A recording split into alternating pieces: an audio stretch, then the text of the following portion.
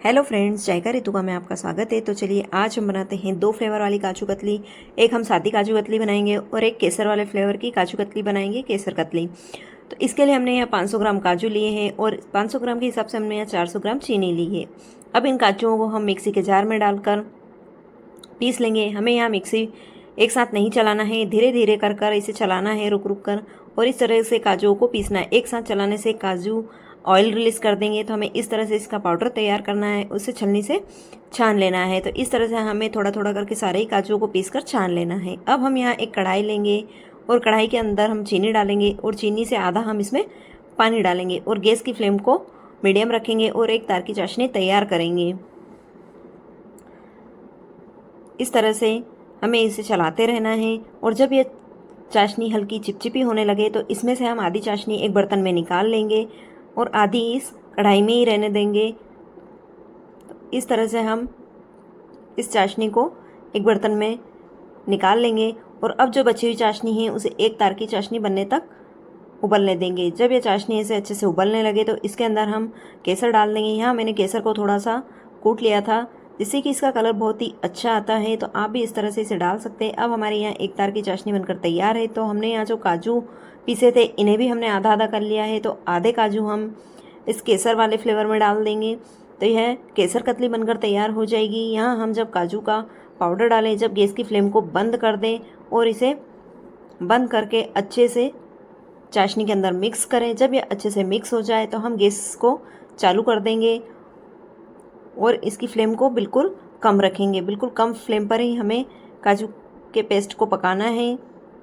और अब हम इसके अंदर 1 चम्मच घी ऐड करेंगे। घी डालने से इसकी शाइन बहुत ही अच्छी रहती है और काजू कतली दिखने में बहुत ही सुंदर दिखती है। तो इस तरह से हमें इसे कंटिन्यू चलाना है और गैस की फ्लेम को बिल्कुल लो रखना है, जिससे कि हमारी काजू कतली बहुत ही बढ़िया बनकर तैयार होगी। तो इस तरह से इसे चलाते रहना और जब ये कढ़ाई छोड़ने लग गए तो इसे गैस की फ्लेम को बंद करके एक पन्नी के ऊपर डाल लेना है। पन्नी के ऊपर हम थोड़ा सा घी डाल लेंगे और इसे फैला देंगे। और जो हमने अब यहाँ काजू का पेस्ट तैयार करके रखा है इसे इसके ऊपर डाल देंगे और इस तरह से इसे अच्छे से मिक्स करना है। इसे जितना अच्छा अपन मिक्स करते हैं हमारी काजू कतली उतनी ही अच्छी बनकर तैयार होती है। और अब हम इसे बेलन से बेल लेंगे। आप आपकी पसंद से इसे बेल सकते हैं। इस तरह से इसे हल्का सा पतला बेलना है, न ज़्यादा पतला और न ज़्यादा मोटा। तो इस तरह से इसे बेल लेंगे और आप चाकू की सहायता से इसे अपने मनपसंद शेप में कट कर सकते हैं। तो यहाँ हमारी केसर काजू कतली बनकर तैयार है। यह केसर काजू कतली खाने में बहुत ही टेस्टी लगती है। तो आप भी इस दिवाली इसे बनाकर ज़रूर ट्राई कीजिए। और ये बहुत ही कम समय में और बहुत ही आसानी से बनकर तैयार होने वाली मिठाई है। तो हमारी केसर कतली तैयार है। अब हम इसी कढ़ाई के अंदर जो हमने चाशनी थोड़ी सी निकाल कर रखी थी इसे डाल देंगे और इसे भी एक तार की चाशनी बनने देंगे। और इसके अंदर जो हमने आधा पाउडर बचा कर रखा था उसे डाल देंगे और इसे भी इसी तरह गैस की फ्लेम को बंद कर देंगे और इसे अच्छे से मिक्स कर लेंगे। और 2 मिनट पकाने के बाद इसे नीचे उतार कर इसके अंदर 1 चम्मच घी डाल लेंगे और इसे भी अच्छे से चला लेंगे। और इस तरह से इसे चलाने के बाद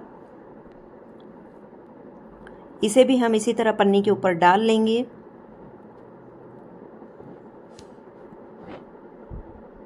और इसे पन्नी से इस तरह से अच्छे से मिक्स करेंगे ताकि यह काजू कतली भी बहुत ही बढ़िया और सॉफ्ट बनकर तैयार हो।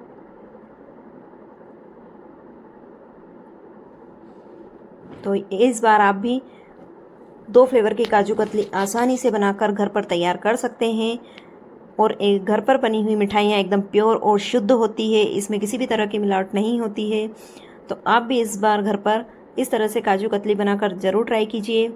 इसे हमें घर पर आसानी से बनाया जा सकता है। अब हम इसे बेलने के बाद इसके ऊपर हम केसर के छींटे डालेंगे। आप चाहे तो इस पर चांदी का वर्क लगा सकते हैं। मैं यहाँ चांदी का वर्क नहीं लगा रही हूँ क्योंकि हम लोग चांदी का वर्क यूज़ नहीं करते हैं। तो आप चाहे तो इस पर चांदी का वर्क भी लगा सकते हैं। मैंने यहाँ केसर के छींटे डाल दिए हैं। तो अब हम इसे अपने मनपसंद शेप में कट कर लेंगे। तो ये लीजिए हमारी काजू कतली तैयार है। तो आप भी एक बार ज़रूर ट्राई करके देखिए।